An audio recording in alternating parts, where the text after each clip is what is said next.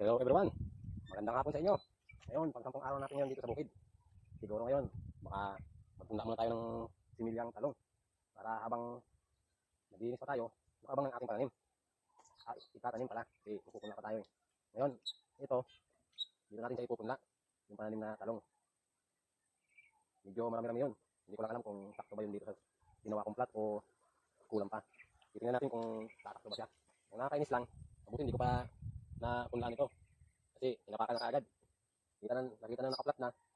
Mahalata naman nila na may yung para bang may inilagay. Dapat mapapansin nila yun na hindi pwedeng apakan. Pero inapakan na agad oh. Tingnan nyo oh. Oh. Inapakan na agad. Mabuti hindi ko pa napunlaan yung tanim. O yung similya ko na talong. Nakakabad trip, nakakabuisit. Ang galing, parang walang mga upat. Ang galing talaga. Ito ang isisimilya natin dito. Tatlong ganito, tapos isang lata na yung purple na 50 grams. Malaki ito, marami-rami ito. Hindi natin masabi kung ilang piraso. Kasi 50 grams siya. Sigurado ito na marami. Kaya hindi natin masabi kung kakil na ba itong plat ko. Malalaman natin yan. Pag tumubo na siya kung okay ba talaga. Hindi ko lang masabi kung ilang araw siya bago tumubo. Pero halos nasa isang buwan din ito bago maitanim. Pagkatapos kung may similya. Kaya kailangan dilig-diligin siya lagi para mabilis siyang tumubo. Saka maganda yung pagkaano niya. Yung pagtubo ba niya.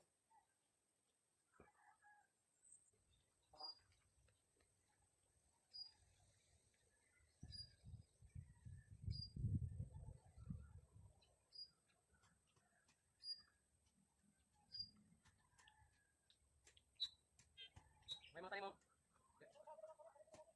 May mga gulay. Okay, mga kalibre kamuti kay. Hindi na kailangan alagaan ng ano. Kalibre, tanim mo ng gabang ng lupa, okay na. Oo, hindi katulad ng gulay na alagain. Lahat ng trabaho. Ano din eh, talong, yan ang trabaho. Magsimilya ka, milya mo, tanim, labon, maraming trabaho.